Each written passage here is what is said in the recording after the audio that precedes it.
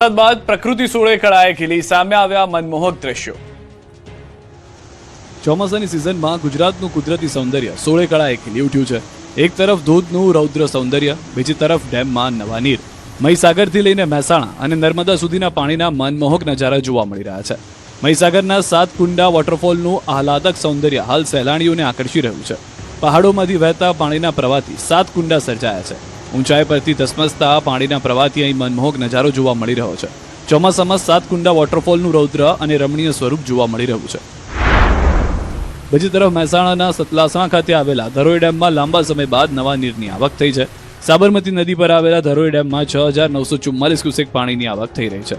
ડેમની સપાટી 606.54 ફૂટે પહોંચી છે, જ્યારે હાલ ડેમમાં 49.37% પાણીનો જથ્થો ઉપલબ્ધ છે। આ તરફ નર્મદામાં પણ સરદાર સરોવર ડેમની સપાટીમાં સતત વધારો થઈ રહ્યો છે। છેલ્લા 24 કલાકમાં ડેમની સપાટીમાં 67 સેન્ટીમીટરનો વધારો નોંધાયો છે। હાલ ડેમની સપાટી 134.49 મીટરે પહોંચી છે। સરદાર સરોવર ડેમની મહત્તમ સપાટી 138.68 મીટર છે। બનાસકાંઠામાં ઝરણા વહેતા થયા, અંબાજીમાં માઉન્ટ આબુ જેવો માહોલ।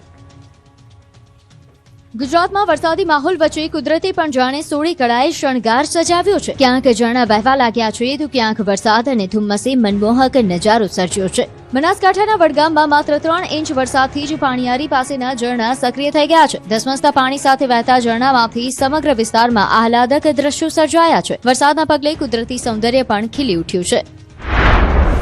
તો રાજકોટના જેતપુરમાં શ્રાવણના પ્રથમ દિવસે લાંબા વિરામ બાદ મેઘરાજાનું આગમન થયું છે। સવારથી વાદળછાયા વાતાવરણ બાદ બપોરે ધીમી ધારે વરસાદ વરસ્યો હતો। નવાગઢ, તીનબત્તી ચોક, ધોરાજી રોડ, ફુલવાડી, મોટા ચોક, સ્ટેન્ડ ચોક અને એમજી રોડ સહિતના વિસ્તારોમાં વરસાદ નોંધાયો।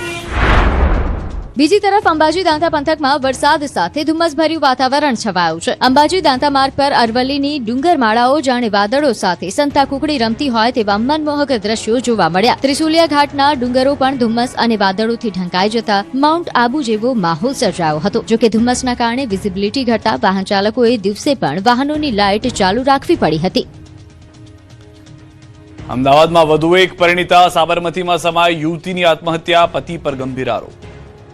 मुझे मेरे रूह को तो मारे थे, रात में अपने शरीर को भी मारी हूँ, मैं अपने मायके से मारी हूँ। अम्मी अपना ख्याल रखना।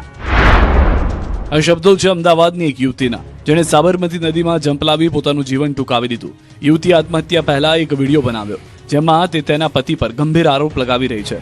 યુવતી તેના પતિને કહી રહી છે કે આવું થોડું હોય યાર, તું મારા માટે ગમે તે કરવા તૈયાર હતી, તારા પગમાં પડી, તારા માટે બધું કર્યું, છતાં તે મને ડિવોર્સ આપી દીધા।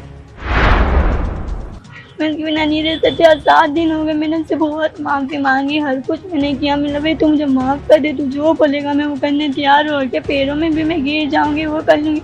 मैंने उसको एक पल मेरे पे दया नहीं आई। उसने वही बोला कि नहीं, मुझे नहीं अपनानी, तुझे नहीं अपनानी। ऐसा थोड़ी होता है यार। સમગ્ર મામલે સાબરમતી રિવરફ્રન્ટ વેસ્ટ પોલીસે યુવતીના પતિ વિરુદ્ધ આત્મહત્યા અને દુષ્પ્રેરણાનો ગુનો દાખલ કર્યો છે અને વધુ તપાસ શરૂ કરી છે। ભાવનગરની સમરસ હોસ્પિટલ વિવાદમાં આવી છે। આ વખતે હોસ્ટેલની અંદર ગર્લ્સ બાદ બોયઝ હોસ્ટેલ ભોજનમાં નીકળી છે યાર।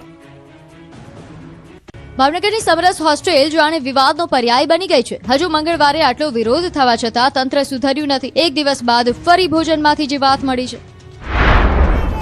હવે સરકારી સમરસ બોયઝ હોસ્ટેલની બેદરકારીથી વિદ્યાર્થીઓમાં રોષ ફેલાયો છે। આરોપ છે કે આ વખતે બોયઝ હોસ્ટેલમાં પીરસાયેલા ભોજનમાંથી ઈયળ નીકળી છે। વિદ્યાર્થીઓએ સવારના નાસ્તામાં મરેલી ગરોળી તેમજ ભોજનમાં જીવાતો નીકળી હોવાનો ગંભીર આરોપ લગાવ્યો છે। બીજી તરફ વિદ્યાર્થીઓના આરોગ્ય સાથે ચેડા થતા હોવાનો આક્ષેપ મુદ્દે એબીવીપીએ હોસ્ટેલના સંચાલકો સામે વિરોધ નોંધાવ્યો હતો।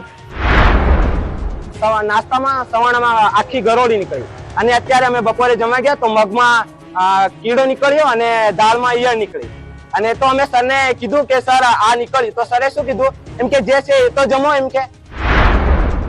મહત્વનું છે કે અગાઉ સમરસ ગર્લ્સ હોસ્ટેલમાં ભોજનમાં વારંવાર વંદા, જીવાત, પ્લાસ્ટિક કે સિગારેટ જેવી વસ્તુઓ નીકળતી હોવાનો આરોપ લાગ્યો હતો। એટલું જ નહીં, વિદ્યાર્થીનીઓએ આરોપ લગાવ્યો હતો કે ભોજન અંગે નકારાત્મક રિવ્યુ ન આપવા માટે પણ તેમને દબાણ કરવામાં આવે છે। માત્ર ભોજન જ નહીં, પીવાના પાણીની પણ પૂરતી વ્યવસ્થા ન હોવાનો આક્ષેપ છે। ત્રીજા માળે રહેતી વિદ્યાર્થીનીઓને પાણી ભરવા માટે 9મા માળે જવું